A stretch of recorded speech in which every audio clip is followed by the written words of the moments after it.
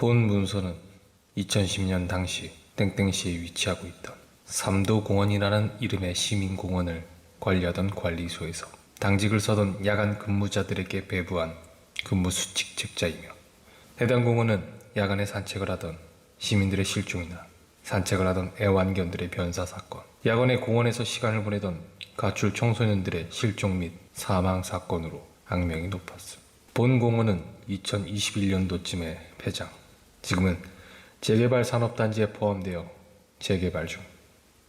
해당 책자는 당시 해당 공원에서 공원관리원으로 근무하던 이모 씨에게 입수한 것입니다. 시민의 쉼터, 시민의 놀이터, 삼도공원. 해당 책자는 삼도공원 관리소 소속 직원들에게 배부한 야간 당직자 전용 근무수칙 책자입니다. 1번, 야간 당직 근무 시간은 18시부터 2길 08시까지입니다. 주간 근무자의 출근이 지연될 경우 2길 07시 30분까지 연락을 드릴 테니 퇴근 시간이 되시면 관리소 문을 잠그고 퇴근하셔도 좋습니다. 2번, 매일 밤 자정 관리소 사무실 1번 전화기에 걸려오는 전화는 받지 않으셔도 괜찮습니다. 근처 거주하는 치매 환자가 사무실로 전화를 거는 것입니다. 굳이 받아서 응대하지 않으셔도 괜찮습니다. 3번, 가끔 가출한 청소년들이 어린이 놀이터에 설치된 벤치나 정자에 누워서 취침을 취하거나 음주를 즐기는 경우가 있습니다. 집으로 돌려보내시거나 경찰을 불러 해산시키십시오. 4번, 본 공원은 애완동물 출입 시 제압이 가능한 사이즈의 목줄, 입마개, 배변 봉투를 필참해야 합니다. 또한 본 공원은 유기묘들에게 먹이를 주는 행위를 일체 금합니다. 5번, 당직 근무자는 매 근무일마다 근무일지를 작성해야 합니다.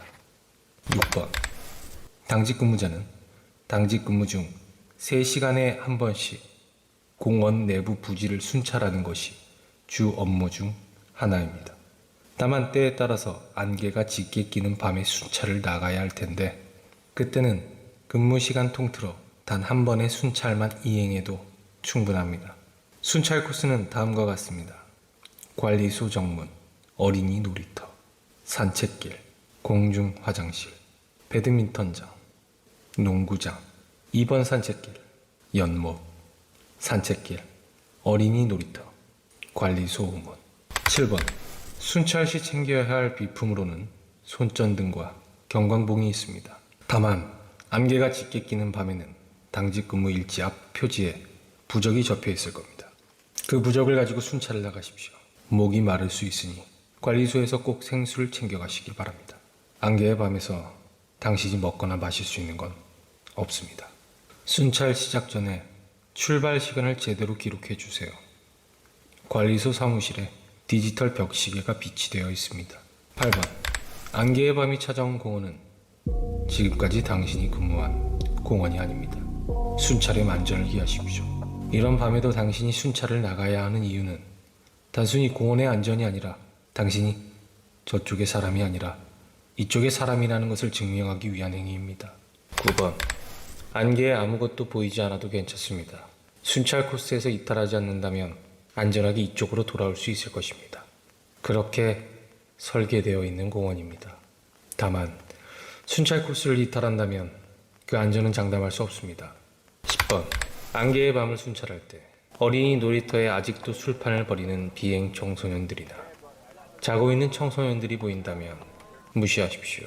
그것들은 당신을 속이기 위해 이쪽의 풍경을 거짓으로 재현하는 경우가 종종 있습니다.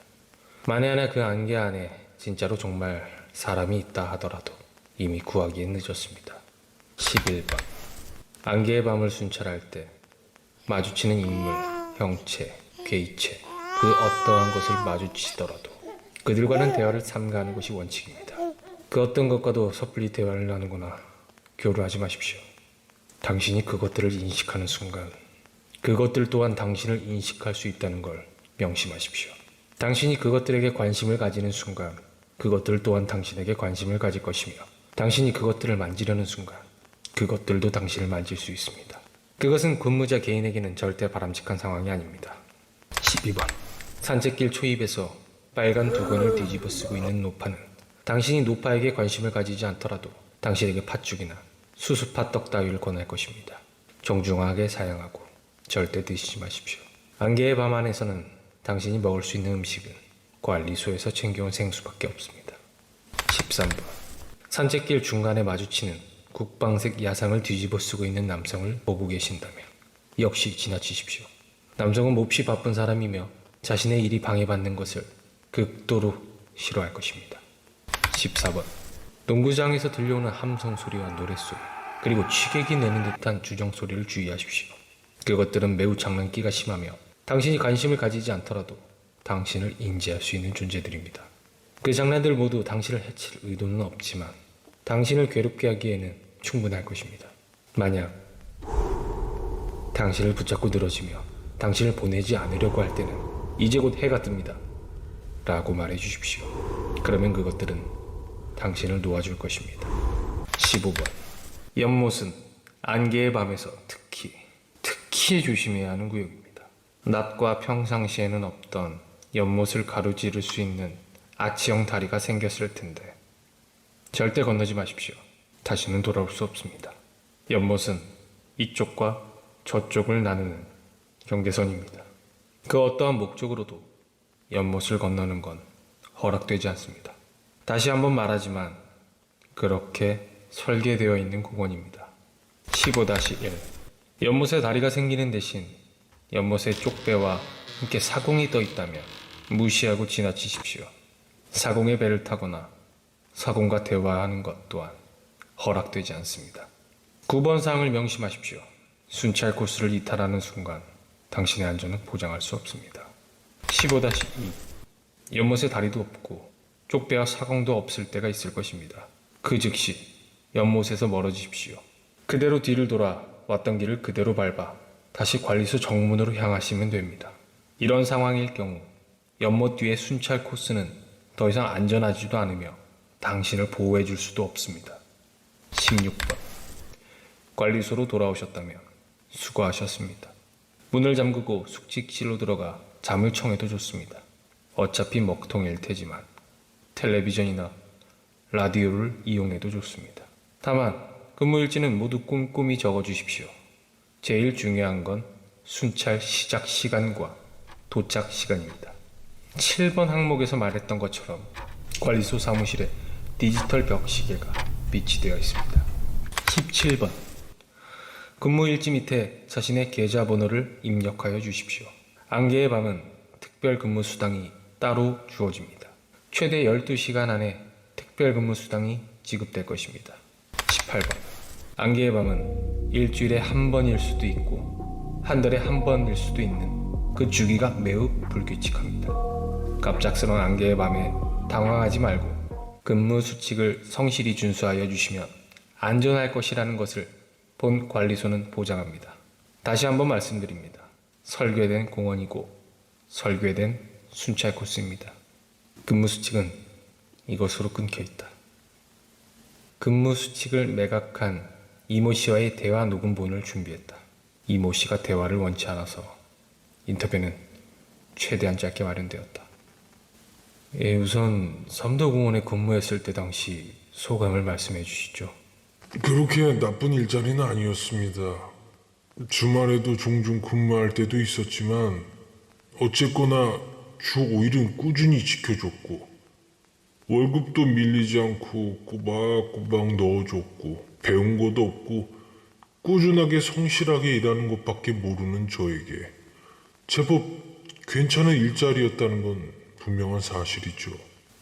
그럼 어째서 그만두게 되신 건지. 저는 제가 그만둔 게 아닙니다. 공원이 문을 닫은 거죠. 공원이 문을 닫은 이유를 알고 계십니까? 제 개인적인 생각입니다만 그 당시 이상한 오컬트니 괴담이니 열풍이 일면서 여러 사건들이 일어났지 않습니까? 귀신이 나온다던 아파트도 인터넷 뉴스에 나온 적이 있고 어떤 제약회사에서 인체 실험을 했다더라 뭐라더라 뭐 여러 가지 헛소문들도 많았고 이 공원도 그런 측면에서는 자유로울 수 없지 않았나 싶습니다. 아, 그리고 그때 태풍 온 적 있었던 거 기억나세요? 그때 태풍주의보 났었던 그때 산사태 나서 공원이 다 망가졌었거든요. 나무 뽑히고 가로등 다 휘어지고 토사 무너져서 연못 망가지고 이상한 소문도 돌고 하니 뭐 업체에서는 발을 뺄 수밖에 없었죠. 선생님께서도 안개의 밤에 근무를 한 적이 있으십니까? 있지요. 매우 불쾌하고 나 지금 당신네들한테 말하는 것만으로도 굉장히 소름 돋습니다. 아직도 종종 악몽 올 거예요.